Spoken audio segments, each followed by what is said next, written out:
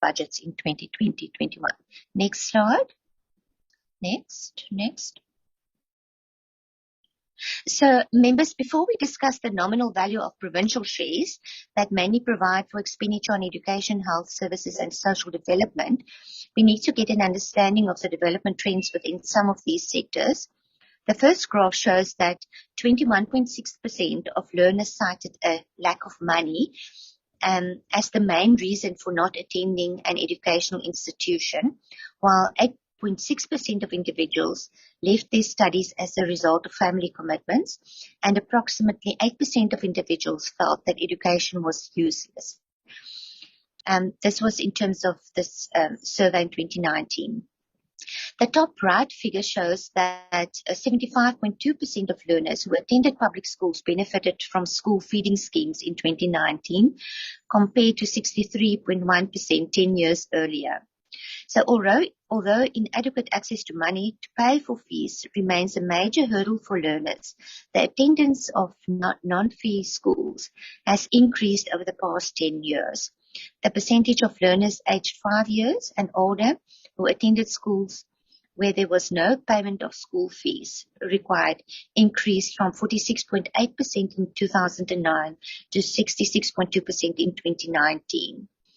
So the main point of showing these numbers is that 75% of learners benefited from school feeding schemes, but over 20% of learners who wanted to attend school could not afford fees. So there are thousands who could benefit from the scheme if they could afford to go to school, while only 66% of learners went to no-fee schools. So the real expenditure numbers shows that after a real increase in basic education expenditure from 2020 to 21, the real expenditure on basic education is relatively unchanged over the MTEF. Next slide. Members, when we look at the provincial equitable share allocations per province, it shows that total adjustments were reduced by 3.3% in 2020-21, and the adjustments were made between provinces were between minus 2.8% and minus 3.8%.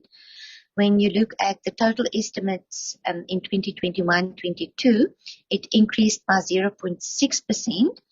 And when you look at the changes between the different provinces, it ranged between minus 1.6% and 2.9% in 2021-22. Over the 2021 medium term, total annual average growth amounts to only 0.3%, and an annual average growth of between minus 1.1% and 1.7% between the different provinces. Next slide. Members, when we started the presentation, we also indicated that actual expenditure plays a role when budget allocations are considered.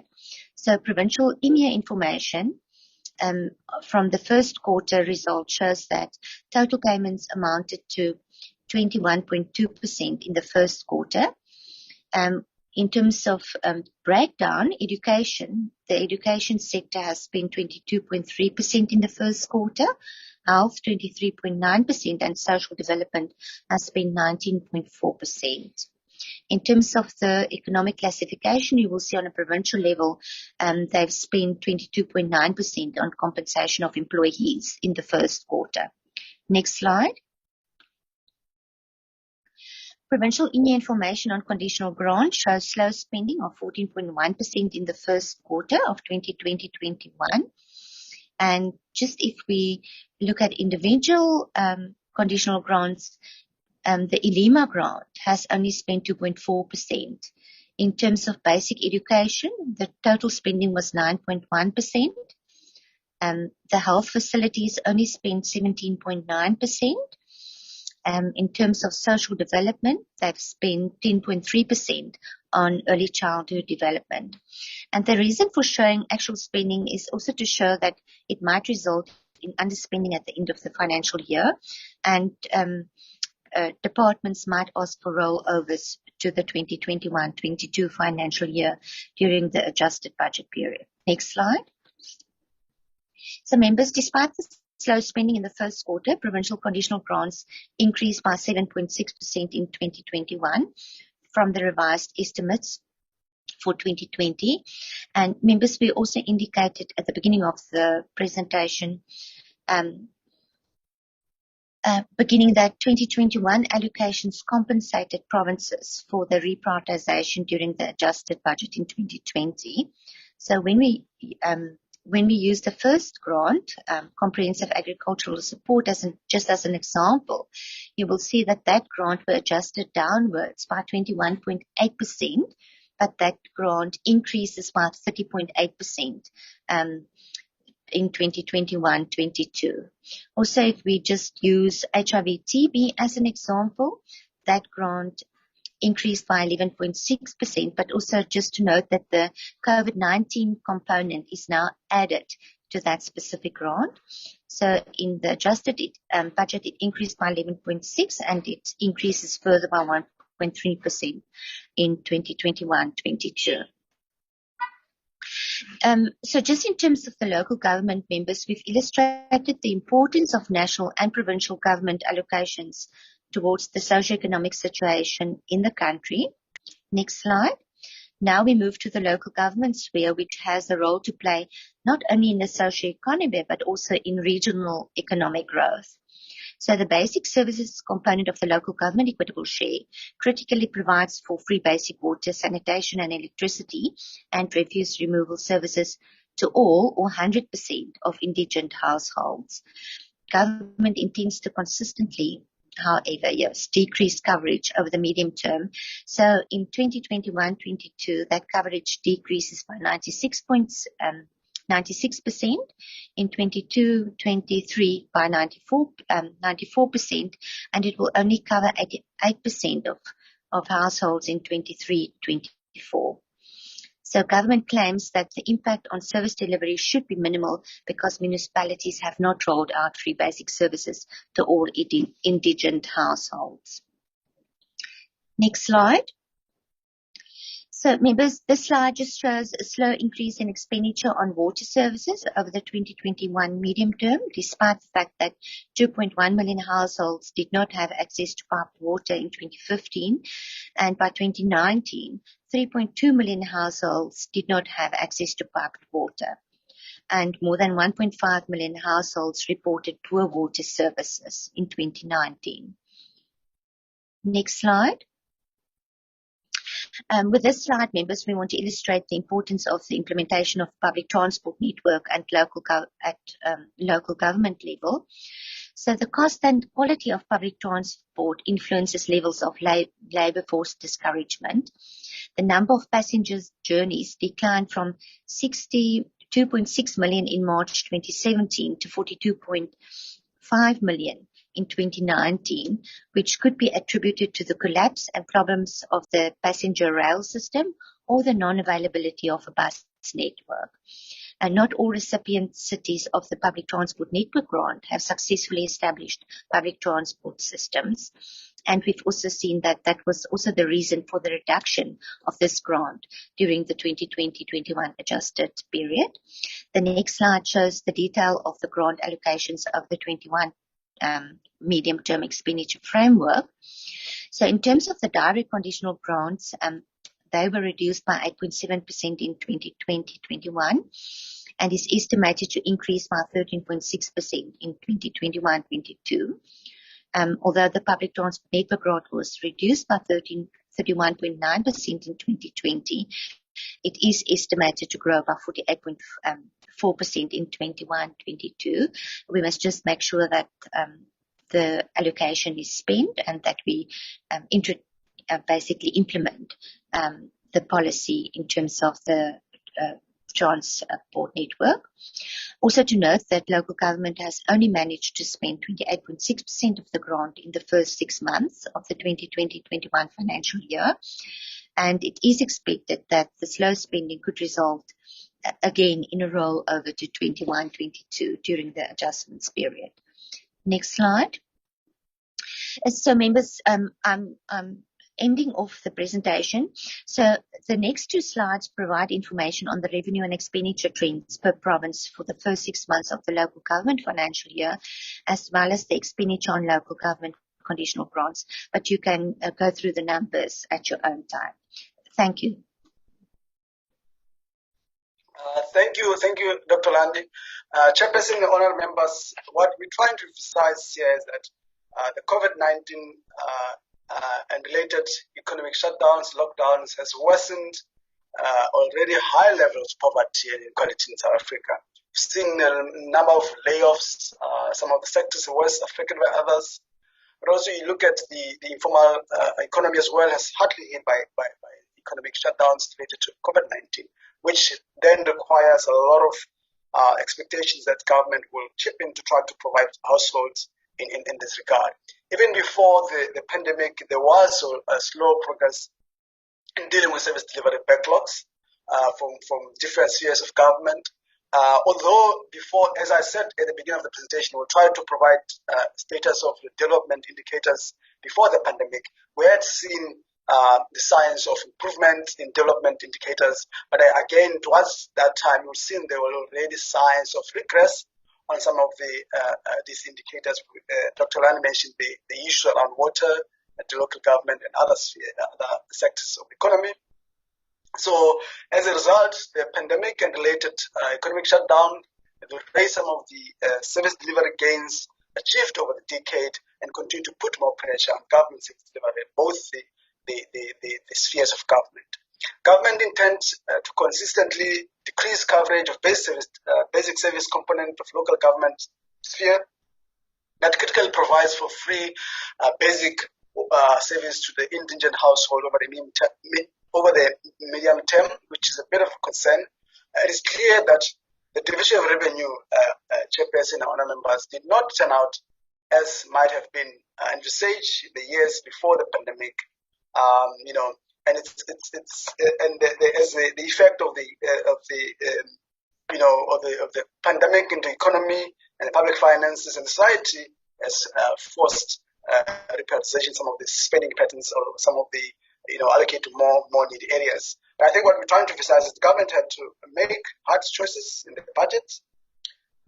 It is therefore important to ensure that these choices improve socio-economic development indicators as opposed to leading to more regress in this regard. Several initiatives, I'm just struggling with somebody logging in, okay. Several initiatives are in progress. These include a review of the provincial equitable share formula as indicated earlier, developing options to take into account of costs associated with cost of living in rural areas as the cost of living differs the areas, to revise and update the risk-adjusted factor of the health component. Again, we realize that there has been a lot of, we've been exposed as a country in terms of the issues around the healthcare provisions, more so that provinces have to play a huge role in that regard, to develop options on how to account for different funding needs for different types of school systems. Many stakeholders have expressed concern that elements of the current local government's fiscal framework make it difficult for local government to actually participate in the economy, but largely raise their own revenue and also be self-sustainable in this regard. Proposal on the zonal table to review the structure of the framework itself, local government fiscal framework, and to agree on which issues at the local sphere of government are able to structure the fiscal framework, and what some of the measures can take into account to improve the fiscal framework as it is.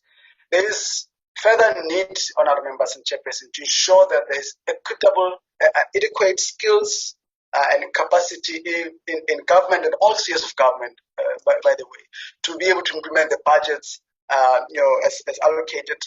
As we've seen that in other cases there are inability, so it's very important to ensure that the capacity is in place, and also the issue of accountability and governance failures are addressed at all spheres of government. Chairperson and members, I think that's where we're going to stop. We've attached other slides just for further, reading that relates to developmental indicators in our economy. Thank you so much for the opportunity. Will be available for comments. Thank you so much. Thanks.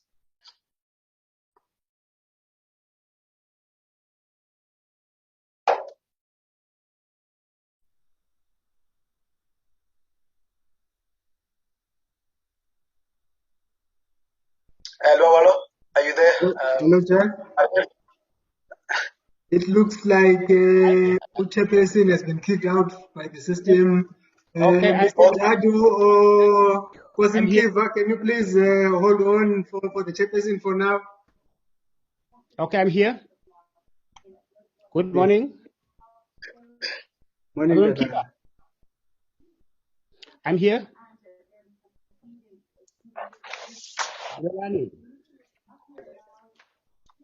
Thank you, Tata. You can proceed.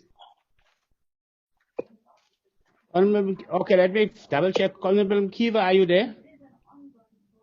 Yes, I'm here, my brother. Ungaqhuba ngoke? No, ngicela uqhube mhlekazi. Qhuba Nkosi yami, angizukwazi. All right, enkosi kakhulu. Thank you very much, Chairperson. You're not yet back. All right, thank you, Dr. Yanki. Thank you very much. Can you just assist me where we are now? Just missed out on some before the presentation. As a next presentation that must come.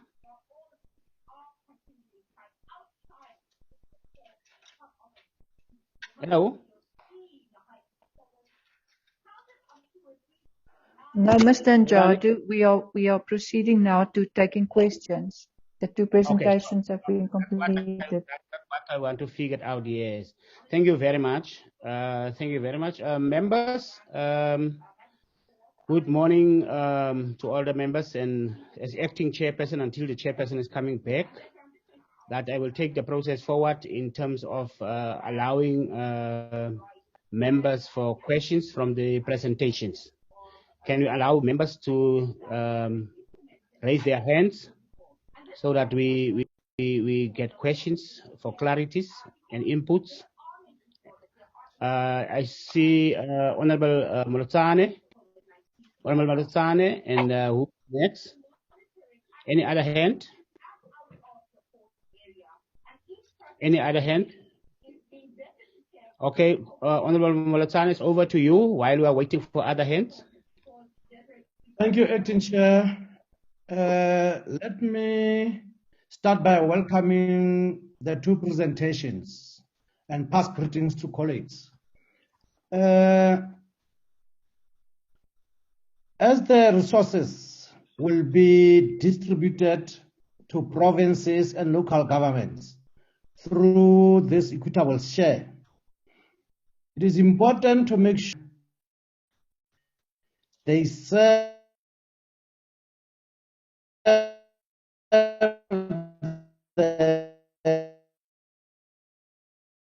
the initial paper. One of the 4 priorities in budget speech presented to you is this government capable to fight corruption? If so, how many provincial officials and local government officials have been sent to prison due to corruption as a sign of eradicating corruption? Thank you, Acting Chair. Thank you very much, Honorable Molotane, for the 2 questions to the 2 presenters. Any further hands? Any further questions? None? No. Okay. Sorry, Chair. Okay, Honorable Kiva. Yeah, no, just on the overall presentation, I appreciate it. If maybe the presenters could perhaps help us to understand what is that one thing that makes this year's budget outlook different from the previous year, except for the fact that we've got the shortfalls, maybe of what has occurred in the form of the pandemic.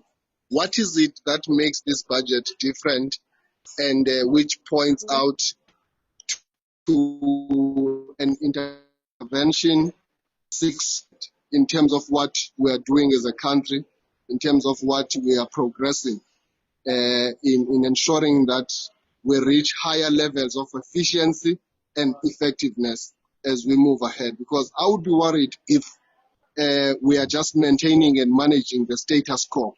So I would like them to to highlight areas of improvement from the previous financial year into this financial year. Thank you, Chair. Thank you very much, Honorable Mkiva. Any further hands? Yeah, I'm sorry, I'm really struggling with connectivity. May I ask a question? Yes, Honorable Ryder, over to you. Thank you very much, Chairperson, and thank you for accommodating me. Sorry, I've been disconnected for a good part of the PBO's presentation, so I'm going to keep it quite short. And I think that the point I want to ask about is around the local government division of revenue. Specifically, we've seen the 9%. We've been moaning about the 9% allocation for a couple of years, and we're not seeing much movement away from that. With the allocation staying pretty much where it is, and although the percentage may have gone up, as was pointed out, this is because the pie is shrinking. I must say I do appreciate the fact that the equitable share is increasing, and I note that conditional grants is decreasing, and I think some of that has got to do with the way that some of that money has been spent in the past. But we continue to see Eskom debt and debt to Rand Water and other water authorities increasing and not being managed correctly, and as a result we see massive problems in terms of fulfilling constitutional obligations by municipalities. And let's talk about Mfuleni, my favorite example, where people have had their water cut. So we've got Rand Water that has cut down the water pressure by almost 30% to Mfuleni, which has meant that people in high-lying areas are not getting water. And there doesn't seem to be any kind of support or guidance or inputs from Treasury directly in terms of getting to beat this animal into submission. And it's not an animal, it's become a beast, because really the legacy debt that some of the municipalities are dealing with is massive. So just perhaps a comment both from FFC and PBO in terms of dealing with that legacy debt, because often, and certainly we've got a local government election now, there'll be a couple of new mayors moving in, and they're going to inherit a problem, or new new executives moving in, etc. They're going to inherit this massive problem that is not necessarily of their own making, and they're having to deal with it. So just some information. Is there any discussion, or have you seen any hints of a discussion from Treasury in terms of dealing with helping municipalities deal with this legacy debt? The second question I have really relates to grants, and it's the move from direct to indirect grants, where Treasury and national departments seem to be taking a bigger role in terms of handling the spending and the procurement side of things, and delivering an end product to provinces specifically, rather than actually giving provinces the money and allowing them to go through their own procurement processes. Now, there's pros and cons for these things, and obviously it gives you more control, but it also doesn't allow you to get a lot of local content. I'd just like to hear inputs from FFC and PBO to perhaps help our thinking on these issues. Thank you very much, Honorable Ryder. I noticed that the chairperson is back. Just for the benefit of the chairperson, is three questions from three members. Questions from three members. Honorable Molotsane, and Honorable Mkiva, and Honorable Ryder. In terms of Honorable Molotsane, just overview is that it was a question around corruption and officials in prison. Honorable Mkiva is around the 2021 different budget from the last year budget. What is the difference in the high level of improvement? Honorable Ryder is on the local government division of revenue allocations and the debt legacy. Just in terms of summary, so then I give over to the chairperson to go forward in terms of FFC and PBO for response. Thank you, Chairperson. Thank you, Honorable Njatu, and thanks so much for coming in. I've been kicked out several times. The network is dealing with me. And thanks, honorable members, for the questions. I think I don't want to go to town on these issues. I've gone through the documents. And members, please, if you still want to come in, you will indicate. But then there's another one item that is left out. What I have realized, which is a bit concern for me, on the presentation by FFC, I think, the issue of the public wage that is not resolved. That, of course, is, if it's not resolved, it's going to affect the provinces. And to what extent is it going to affect the provinces? And I expected the provinces, the chairpersons of the provinces who are in the platform, to talk to the issue so that Treasury being here can hear what you're saying, but also to seek more clarity and information from the two organs, the PBO and FFC. And when PBO, is it PBO? That, no, it's FFC. You spoke about the rollovers, that we must expect the rollovers, the request. And one understand, we have once had an engagement or a session as this committee, whereby we were talking about or deliberating on the non-expenditure or the slow expenditure on grants. So I think that might be the cause. If not, let us be advised on why non-expenditure. Because it's unacceptable if service delivery is so needed at the ground level and resources are availed, but still there's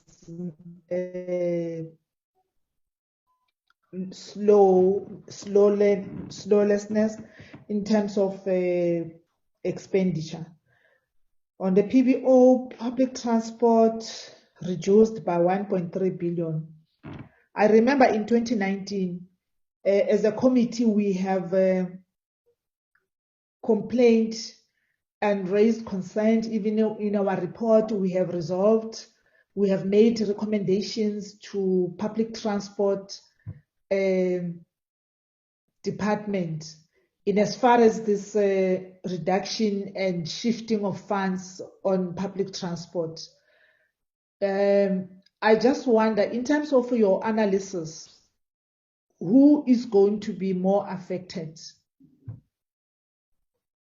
on this reduction of the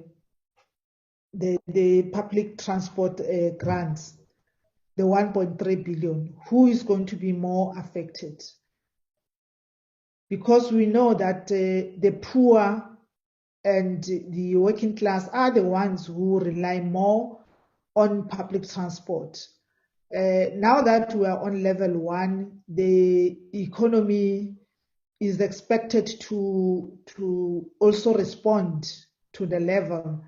But if there's no mode of transport, or the mode of transport is compromising those poor people that depend solely on the public transport, we will not see what we are dreaming of. We will not realize our dream.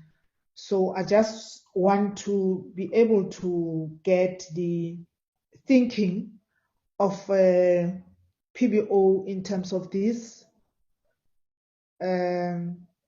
Maybe if FFC also want to tap into this idea, let's have a discussion, let's share ideas. I'm more concerned on it. Honorable members, thanks for the questions. Is there any other hand, maybe from the provinces? Lubabalo? Chairperson, no hand on the platform unless maybe chairpersons want to participate. I identified two chairpersons earlier on, Honorable Maneng and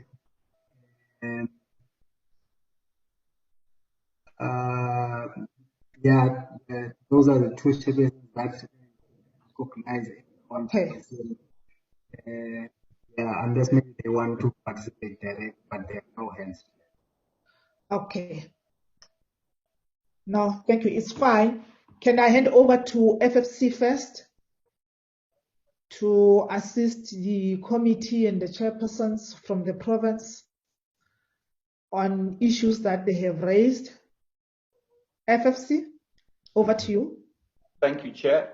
I want to invite Commissioner Mokadi and Commissioner Rockman and Commissioner Fowler, who are present here, to give some responses to the questions in that order.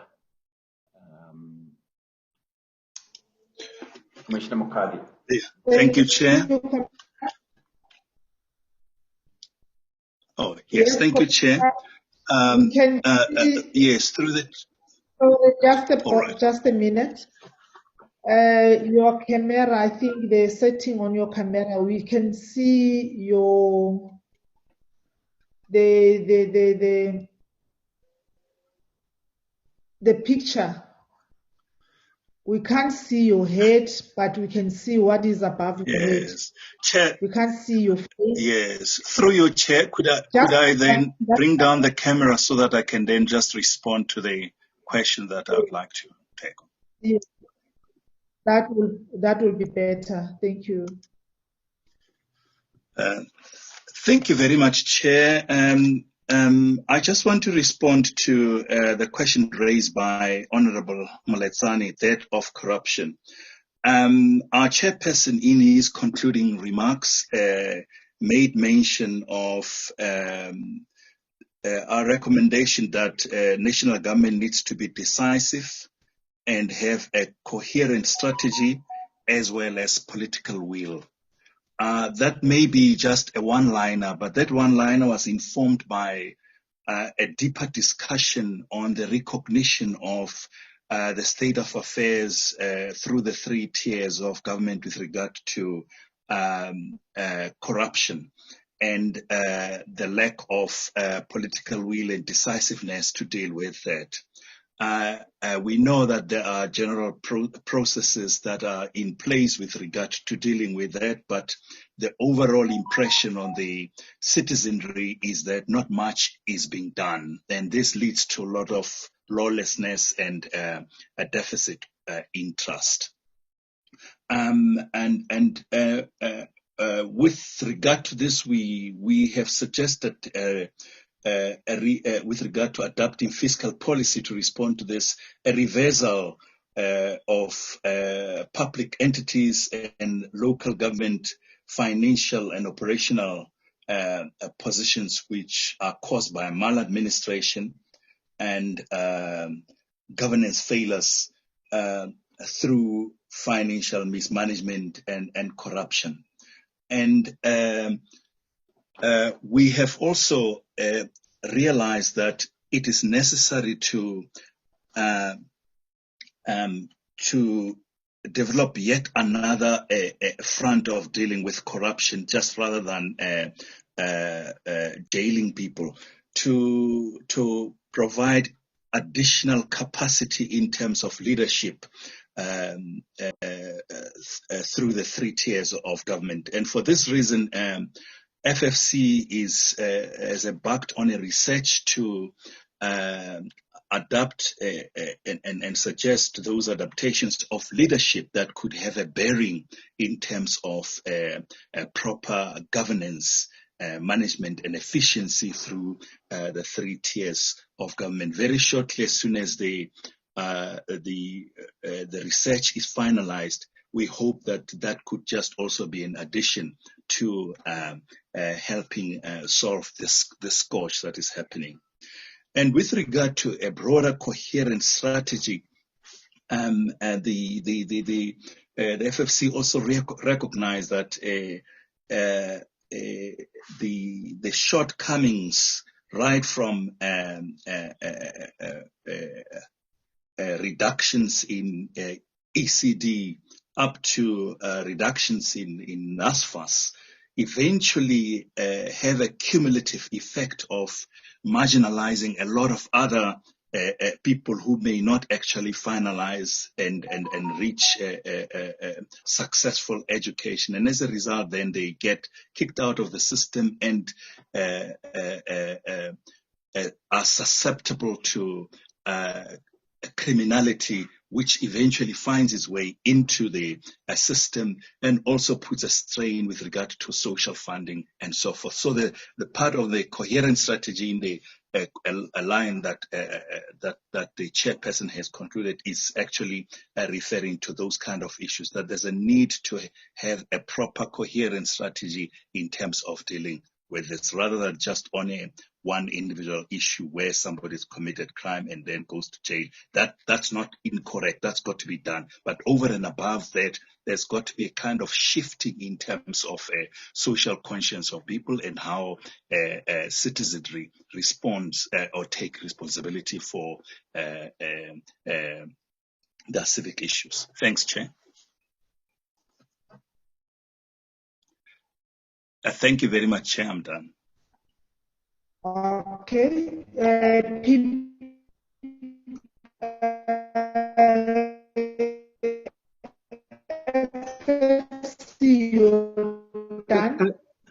Hello, Chair. Acting Chair. Hello, Chairperson. Is the FFC?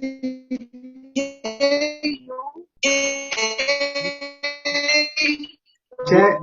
Hello, Chair. Happy with the Chairperson. I can hear you. Yes. Chair. I can hear you. You can hear me, Chairperson. Okay. Can you please help me, Chair? I can hear you. Your bandwidth is very low. Can you please switch on your camera and only use your speaker, Chair? Maybe the sound quality sound would be much better from your side. Yeah, on the video now. Can you hear me? Yes, I can hear you, Chairperson. Am I audible? Yes. Okay, thank you very much. FFC, are you done with the responses? I wanted to also ask Commissioner Rockman and FFC. I know Commissioner Rockman was struggling, okay. but she would like to go ahead there. But if she's not available, there's Commissioner Rockman. Thank you. Can Commissioner Rockman continue? Commissioner Rockman?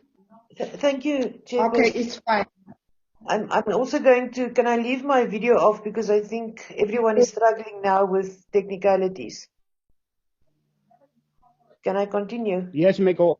Continue, yes. We are continuing, Chair.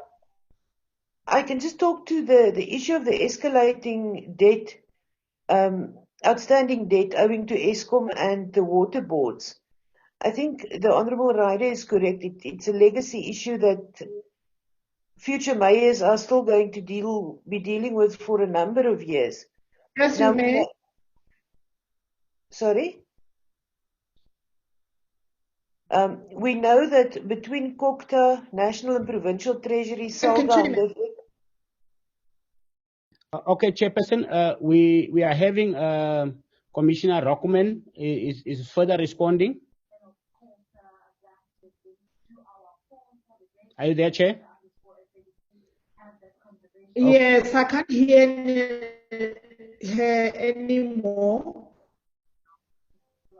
I'm here but I can't hear her anymore. Okay, she was responding on. Yes, we may continue. Thank you, Honorable Njatu. All right. Okay, on Commissioner Rockman, can you Thank continue? you. Thank you, Chairperson. I was saying that we know that National Treasury, Provincial Treasury, Corptas and municipalities affected are dealing with this issue. There are task teams established. It's a very complex problem of the outstanding debt to both Eskom and the water boards. I think we need to break it down into the various components. We need to find a way to address the free basic services linked to indigent registers to be more credible, so that our budget provision and projections and ultimately expenditure is to a certain extent ring-fenced, and we must make sure that that money goes to where it is intended to go. The other issue that we have picked up a lot in the past is that the tariff setting of municipalities are not entirely realistic when it comes to water and electricity specifically. And I think that there is a lot of capacity building that probably has to take place, and a bit more urgency needs to be put into the efforts of municipalities to meet their commitments to Eskom and the water boards. In instances where payment plans have been drawn up, you often find that municipalities do not comply with their own payment plans that they agreed to in councils, for a variety of reasons. But usually it's just that they were under so much pressure to get a payment plan approved and signed that it's not necessarily realistically reflective of the revenue they are able to generate. And then also a major problem in these with regard to Eskom debt is the areas where Eskom supplies directly and the municipality has no control to be able to cut off electricity or to look at metering and so forth. So the direct supply areas of Eskom also contributes to this problem. So I think there needs to be an update on where we are with respect to both the Eskom debt as well as the water board's debt, to get a more realistic plan in place to enable municipalities to catch up with their debt, but to also enable Eskom and the water boards to approve their financial position. Thank you, Chair.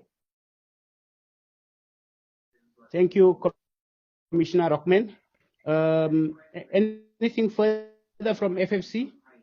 On Commissioner Fowler. Yes. Commissioner Fowler is coming in now, yeah. Okay, Commissioner Fowler. Thank you, Honourable Chair. There are two issues that I wanted to touch on. The first, I just wanted to expand a bit on the Mfuleni case. The question of debt in Mfuleni is not the only issue which needs to be addressed.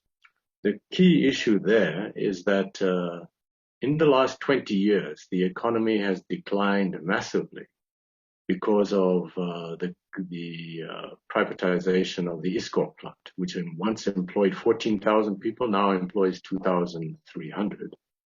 And it is important that there's also an economic intervention, economic support. There are a number of initiatives that are there, but there are funds required for that. So I think that's the key issue, that one of the key issues we need to address. The second area is around the public transport grant.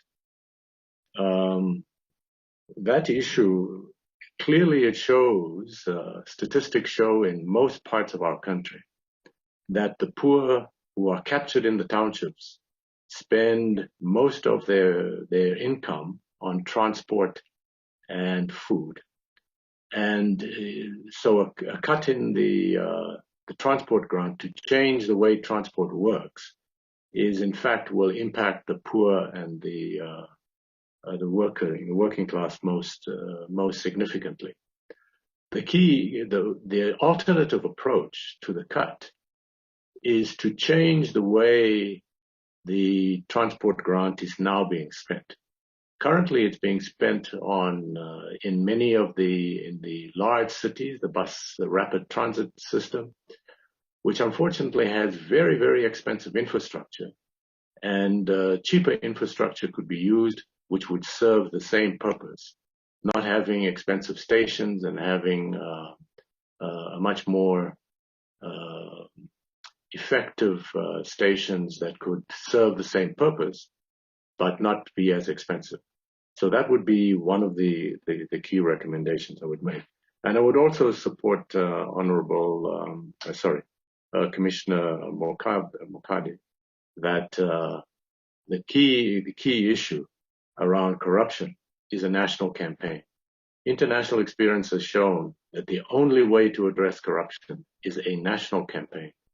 Single interventions, imprisoning people, only sends a message to a degree, but a campaign that raises the consciousness of people throughout the country and places impact at all spheres of government and pressure from the public in general will make the difference.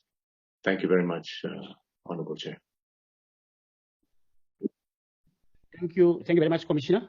Any further response from FFC?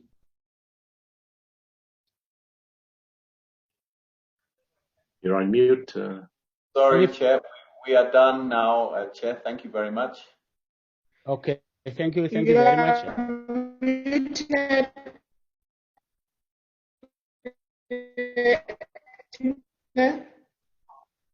Chair, are you? Say, I'm here, Chair. We are done with. Honorable Njatu, thank you. We are done with FFC. You're always on a standby and quick to take over. Thank We are done with FFC. Yeah,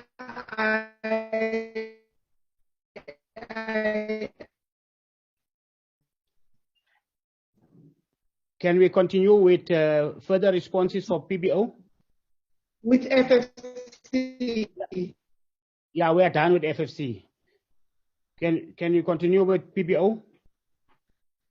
Can we now go to PBO? Am I audible?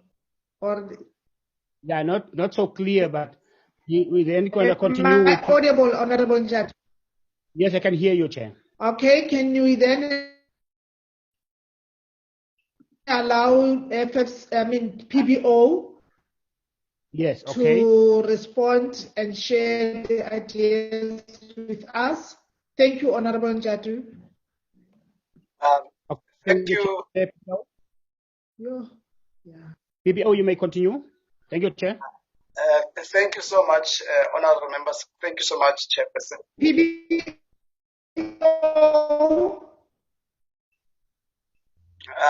Thank you. Chairperson, it's Eunice. Chairperson, it's Eunice. Can I just suggest, Comrade Dikeledi, that you're having endless difficulties which are beyond your control, and you're Please, it's not possible, Lubabalo, to. Okay, I'll ring her and suggest that Comrade Njadu chairs. It's just not functional at the moment, her Wi-Fi service. Let me phone her and suggest that to her and see what she says. Okay, thanks. Okay, thank you, Honorable Karim. Dr. Janki? Thank you so much, Chairperson. Thank you, honorable members. I'll just quickly run through some of the points and I'll give colleagues to also comment in this regard. I think the first point is to add I think the issue of corruption, the 2021 budget does allocate more, money to fight corruption. The point just to add on what the FFC colleagues are saying would be the committee can follow or monitor the process of spending on the money to ensure that there are mechanisms being implemented to deal with poor governance in all the spheres of government. I think that's what I can emphasize there. There is additional allocation to fight corruption. I mean, the issue of what's different about 21 budget. I mean, it's a very difficult one, but I think when we remember during the MTP years, there were some of the estimations in terms of how economy will perform and how would that likely affect the public finance. I think what we've seen, in the proposals for 2021 budget is that actually the revenue has performed better than what it was expected to be, meaning there might have been more revenue raised in the economy than how much it was expected in the budget. So, which requires a lot of monitoring of the implementation of recovery plans by the committees and so on, and how it affects different provinces. I think that's a point I'll just emphasize there. The issue of the local government structure. I mean, what we're saying in our presentation, we are showing that there's been a lot of conversations around local government fiscal framework and how does that support the local government sector, and whether there are needs to improve or to make some of the improvements in the fiscal framework to allow more space for local government to be able to raise their own revenue, but also to be able to meet its constitutional mandate, which also takes us back to the issue of around the unfunded mandate and all of that. But I think, there has been conversation with the National Treasury and other stakeholders in the area, which I would request the committees to also follow that discussion quite closely. One of the common challenges that are faced by local government, which I've looked at the trends on the yearly reports, it's quite a common thing that happens, that which we've emphasized as well in our presentation.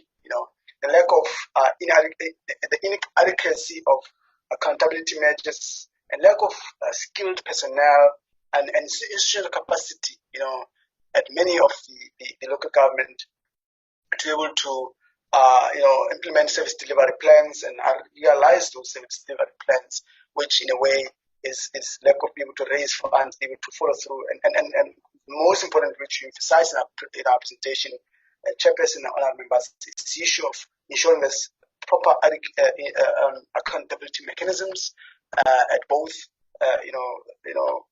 council and also at management level in local government. Very, very important to be able to take through or take the municipality back into position that they're able to deliver on service delivery.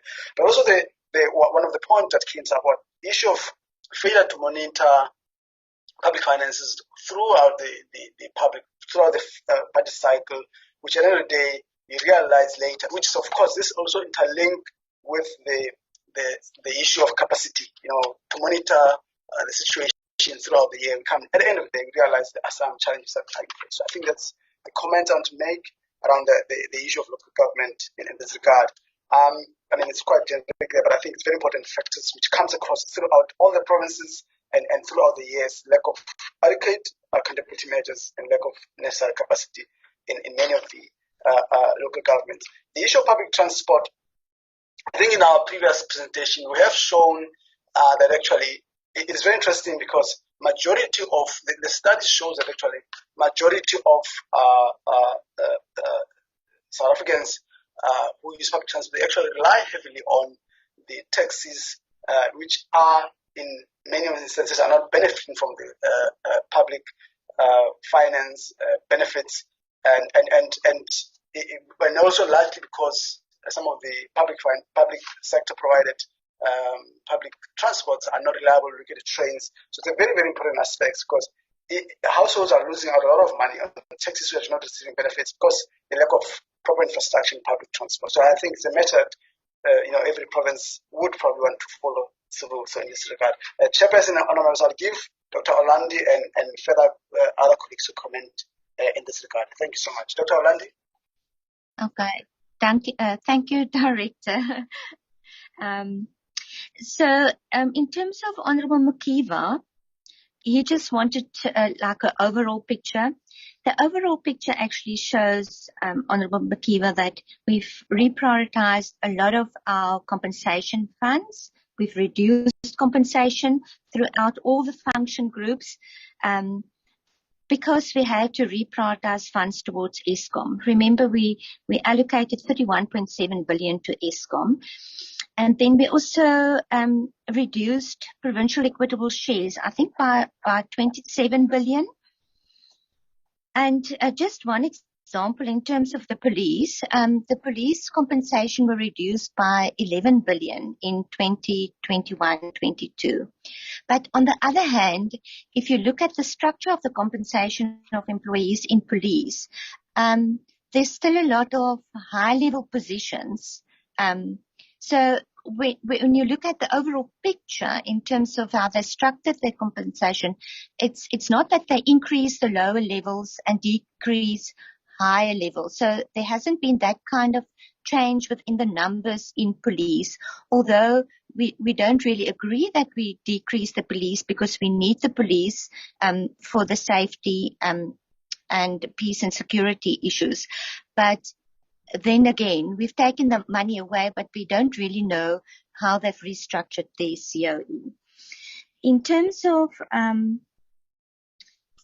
I think it's the Honourable Ryder, in terms of the implementation, when we did the analysis and what we also showed within our presentation, Honourable Ryder, is that although we've reduced some of the budgets, we also saw really slow spending in the current financial year.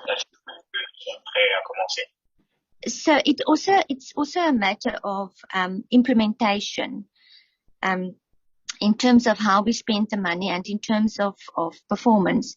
Something else that I also just want to mention that relates to this is we are currently busy, the PBO is busy with a series of analysis of conditional grants, and I'm currently busy with agriculture.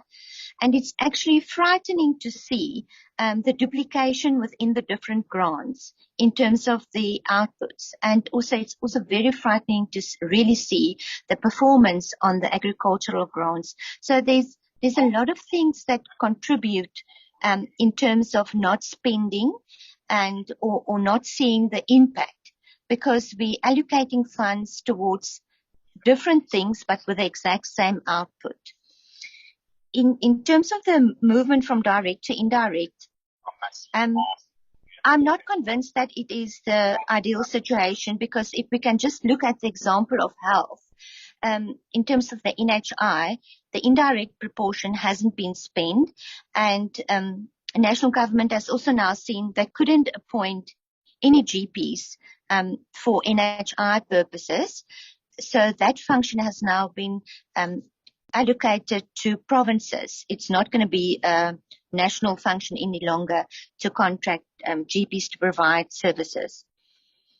In terms of the public transport, Honourable Dikeledi, the transport grant was reduced by 31.9%, but that was in the 2020 financial year. So that money has actually been given back in 2021 because the grant increases by 48.4% in 2021-22. The thing is, we just need to make sure that we implement that grant and we implement the function. And as what the FFC Commissioner indicated is that they really want to provide real expensive infrastructure, and perhaps that is the whole stumbling block within the implementation process of this grant. Thank you. Thank you very much. Can we... Sorry, Chairperson. Yes, could we give Dr. Mohammed to also give comment there from the office? Yes, Doc, yes. We want to continue. That's fine. Thank you, Chair. I'll just comment on two things to be quick. Time members to ask more questions. The first question is about dealing with legacy of debt, and I mean, I think one of the things we should be aware of is that what we were showing is that in real terms, per capita at the local government level, we're seeing equitable share meant for services declining and declining consistently over the period. And we also need then to take into account not only the per capita what's happening, but also that what we've seen over the past few years in South Africa is that the pace of new households, or the growth in households, has outpaced the rate of population growth. So we're now sitting at over 17 million households. A few years ago, it was sort of around 13, 14 million. And so it's going to become harder for people to, given the allocations and the number of households that are dependent, that are going to be more dependent on services with reduced allocations, to actually pay. I think we'll find problems with debt payments and the actual debt increasing rather than decreasing. And I don't think there's necessarily clear plans for dealing with it. So I think the declines in provision for basic services is going to affect the standards of living, it's going to affect the social wage, and it's going to affect affordability. And as we've seen in things like transport, I mean, it's not only a money issue in transport. There's serious structural and corruption and other kinds of problems that lead to, for instance, statutory rail, that those are going to make the earning of incomes harder. So yeah, so I worry that current approach is actually going to make things worse in terms of, and add to that legacy of debt. The second issue, and it comes up all the time, so I just want to make a quick comment about that, is corruption. And I think what Mr. Fowler was saying is correct in terms of that we do need a national campaign, but that national campaign does need some thought, and I'm not sure where we sort of give inputs add to that, because we're defining in South Africa corruption as a problem of government, but it's also a problem of the private sector. And we see in surveys and things that white collar crime within the private sector is also very high amongst the top in the world. I mean, there's this relationship between public and private sector corruption. The other thing that we need to take account of in thinking about corruption as a national problem is the structure of the South African economy and the opportunities within a very concentrated, historically, which has got historical roots, but which limits opportunities. And you have a limited network of opportunities and links and the way in which the value chains operate. And so to some extent, we need to see corruption linked to sort of people trying to break into value chains from the private sector, but also people in the public sector seeing opportunities to enrich themselves. And if you add in the idea that we're going to see wage freezes over the next medium term, we really need to think of, in terms of what's driving corruption, the opportunities that people have in the private sector and the public sector. And, we have to also think about corruption is not only about people who would have been corrupt anyway, but what drives that extra person to become corrupt in the system. So I'll stop there, and thank you very much for the opportunity. Thank you very much, Dr. Mohammed. PBO, Dr. Janki, are you done? Thank you so much, Chairperson. We are done. Thank you so much. Thank you very much.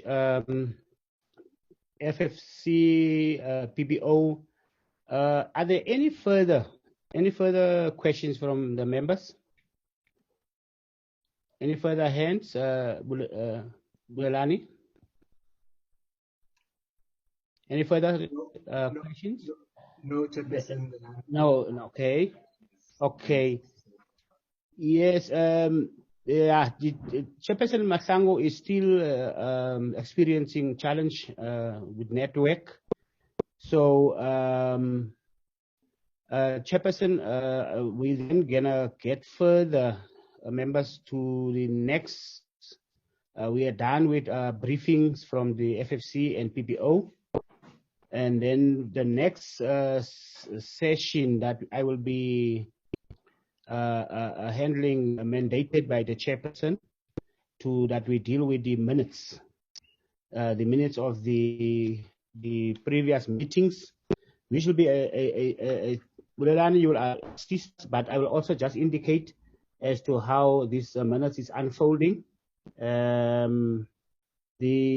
For your record, Bulelani, to assist in terms of how we're gonna move forward for members also, we'll have just for people also to write down, I will give the list. He will deal with the minutes of the 8th of December, which will be 4 pages. And then we'll deal with the minutes of the 3rd of February, 6 pages. We will deal with the minutes of the 17th of February, which will be 9 pages. We'll also deal with the minutes of the 25th, or no, the 17th of February, 10 pages. And the 25th of February, 9 pages. And then the 2nd of March, 7 pages. Then the 10th of March, 8 pages. So also with the understanding and belief that members did receive the minutes, so that we then will go straight to the minutes for adoption of the minutes. Then we will then immediately go to the minutes of the 8th of December. Are there any comments or any proposal for adoption of the 8th of December? Over to Chairperson, unless there are any suggestions from members for changes, I'd like to move. Thank you. Thank you, Honorable Karim. Honorable Karim is moving for the 8th of December. Who's seconding? I'm seconding, Chair. Honorable Mahlangu seconding. Thank you very much. Then the minutes of the 3rd of February. Any clarity or proposal? Chairperson, are you there? Sorry, Chair. Can I please mess up with the process that we have started?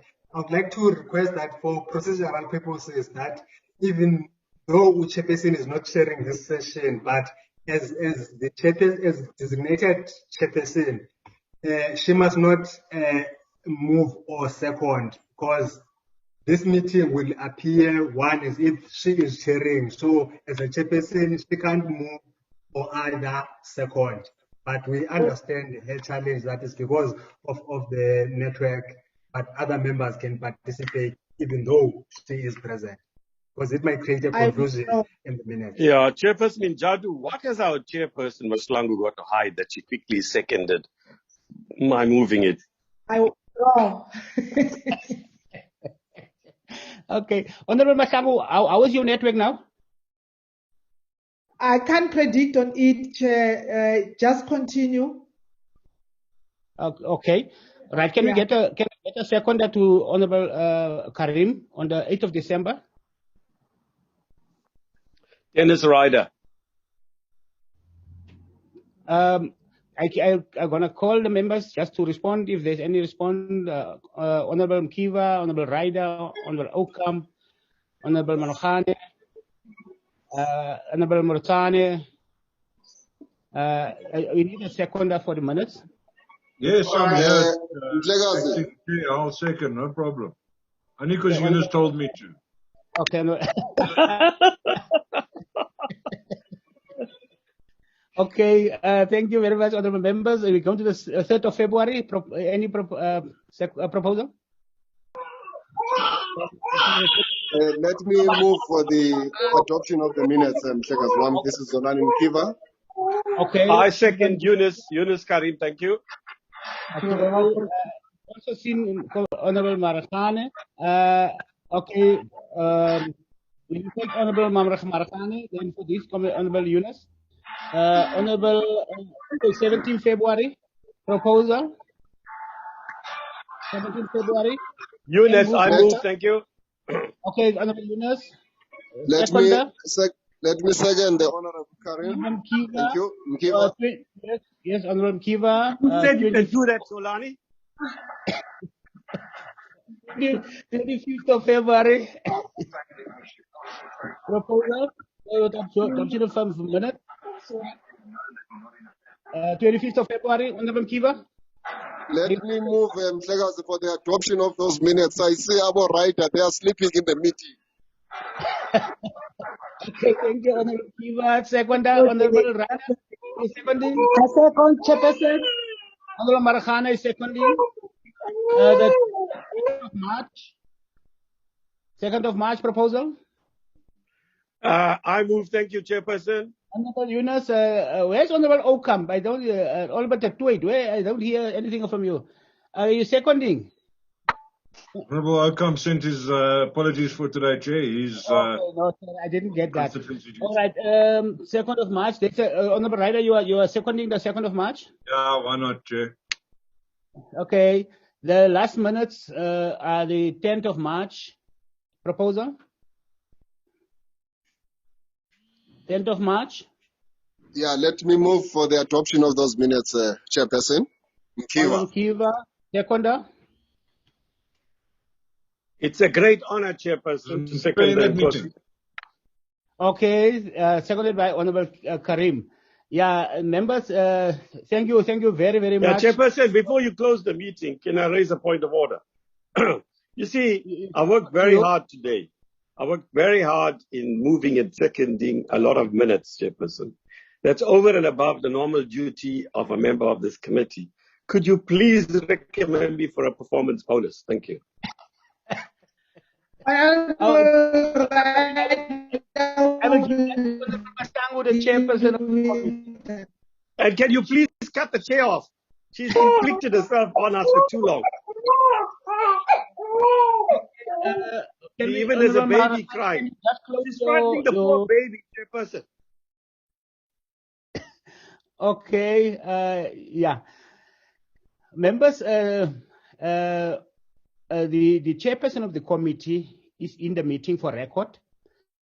So the chairperson will sign off the minutes. And then when we come to the end, if there's any network for the chairperson, that's to say a closing word. Chairperson? Please, no. We won't be able to hear. Yeah, why are you inflicting the chairperson demonstrating how you hurt me, how my voice was when I was trying to talk. Honorable, you are such a good actor, narrator. Thank you very much, Honorable Njatu, for coming to our rescue, and the honorable members for your cooperation. Thank you so much. It's 11 hours. Thank you so much. The meeting is adjourned. Thank you. What a relief, Chairperson. Arieng. Thank you, Chair. Both chairs. Thank you.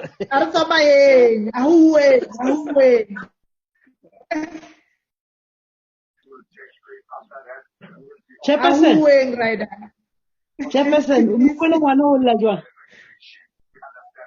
Ngwana o lisa ngwana.